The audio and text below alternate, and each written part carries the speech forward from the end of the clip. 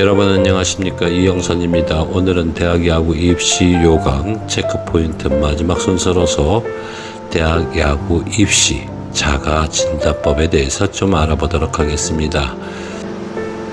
자가진단법이라 해서 특별한 이유는 없어요. 그러니까 셀프 진단을 해보는 건데, 자신에 대한, 지금 자신의 그 포지션, 자신의 성적을 냉정하게 한번 분석해보자는 내용입니다. 첫 번째, 자신이 원하는 대학을 나열한다. 그동안 본인이 야구 선수로서 느꼈던, 자기가 지원하고 있었던 희망사항의 대학들을 쭉 나열해보는 겁니다. 성적과 대비해서 하는 게 아니라 쭉 한번 나열해보는 거예요. 두 번째, 자신의 포지션을 대입한다.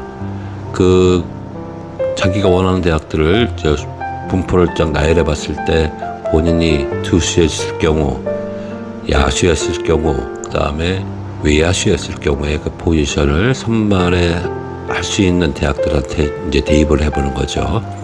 세 번째, 이 순서가 되었을 때 그 입시 요강을 이제 디테일하게 분석을 해보게 됩니다. 네 번째, 그렇게 해서 선택된 대학들에 대해서 포지션 한번 대비를 해봤을 때 실적 적용기간을 대입해보면 됩니다.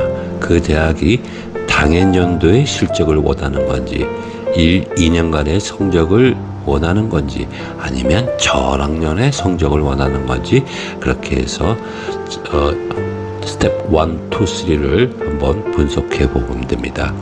다섯 번째, 생활기록부를 참고하시면 됩니다. 이 와중 대부분의 그 입시 원서에서는 생활기록부가 기초가 되는 거예요. 거기서 교과, 봉사, 출석 등을 한번 대입해 보면 됩니다. 여섯 번째, 지원학교의 대회 실적 제한 요소를 분석해 보면 됩니다. 대부분의 학교에서는 그 실적 제한 요소를 이제 넣게 돼 있는데, 16강이든지 8강이든지, 그리고 신체 조건, 거기에 좌투수든지 우투수든지 사이드 투수든지 우투좌타를 원하는지 우투우타를 원하는 건지에 대한 내용을 적용하게 되면 됩니다. 일곱 번째, 압축된 대학의 실적, 교과, 면접, 실기 반영을 분석하면 됩니다. 네, 대부분 이제 본인들이 이렇게 세팅을 하고 이제 포트폴리오를 만들었어요. 그런데 거기에 실적된 교과, 면접 실기 비율을 이제 참고하시면 돼요.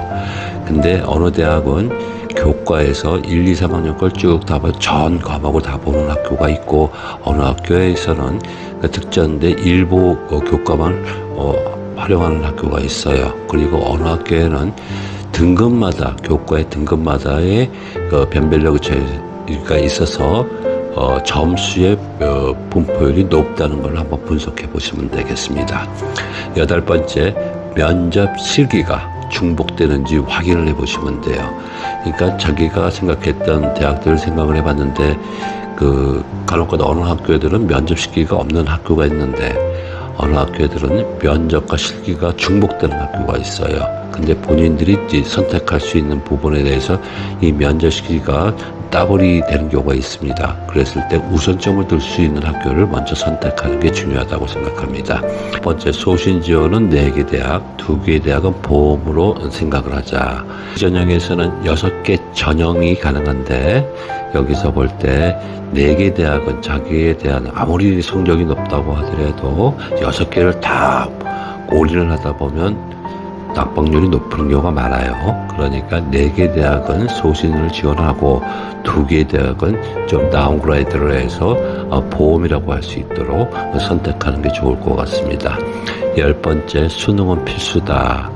대부분의 학생들이 드래프트로 해서 프로야구에 지명되는 수도 있을 거고, 아니면 수시 전형에서 붙을 수 있는 확률이 높은 선수도 있겠지만, 그 경우의 수가 100%가 만족하지 않을 경우에는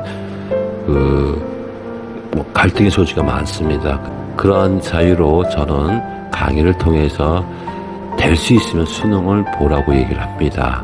그런 이유는 나중에 정시에서 지원할 수 있는 경우의 수가 있다는 걸 내서 이제 말씀을 드렸던 부분이고요. 11번째, 가군, 나군, 다군, 미달학과 탐색.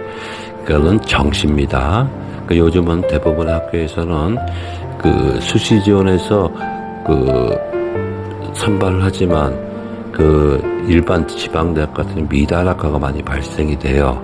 그래서 미달학과에서 합격이 된 후 야구 선수가 가능한지 여부를 물어보는 경우가 많습니다. 그래서 그 선수 등록 분포들을 보면 그 특기생에 있는 등록 현황과 나중에 보면 등록 선수 현황이 틀리는 경우가 이런 것 때문에 있는 것이라고 생각합니다. 그리고 마지막으로 12번째, 현재 대학 야구의 현실을 감안하여 일반 학생으로 전환하는 것을 생각해보자라는 내용입니다. 그래서 제가 생각하는 것은 대부분 학생들이 요즘은 체육특기자로 대학을 입학을 하더라도 야구 선수로 입학을 하더라도 본인들이 갈 길을 일단 정하고 있습니다. 왜냐하면 프로 선수의 한계를 끼고 그 다음에 야구 선수, 체육선 전공으로 해서 그 사회의 틀이 너무 낮다는 거. 그래서 대부분 학생들이 그 선수를 포기하는 경우가 많습니다. 그래서 뭐 특기자 전형에서 다 탈락한다고 하더라도 요즘은 정시 전형으로 해서 재수를 안 하고 일반 학교, 일반 대학에 합격하는 율이 점차적으로 증가한다는 내용이에요. 그래서 이러한 내용들을 제가 뭐 간단하게 12가지라고 얘기를 했지만 이 부분에 대해서는 여러분들이 다 알고 계실 거예요. 하지만 처음에 입시원서를 쓰게 되면 매우 혼란이 일어납니다. 그래서 제가 간단하게 12가지 정도로 간단하게 자기 진단법이라고 해서 만들어 봤습니다. 아무쪼록 이제 봉황기가 다 끝납니다. 그리고 이제 임시 원서를 쓸 시점이 됐어요. 그리고 많은 선수들이 해방감을 느끼는데 해방감은 일시적입니다. 그리고 선택의 폭을 좀 넓히고 그 다음에 눈높이에 맞는 대학을 선택하고 그게 만약에 아니더라도 보다 나은 사회 구성으로 성장할 수 있는 그 팔로워가 많다는 점을 생각하시고 대입에 응하시기를 바라겠습니다. 이영선의 성동원 D였습니다. 시청해 주셔서 감사합니다.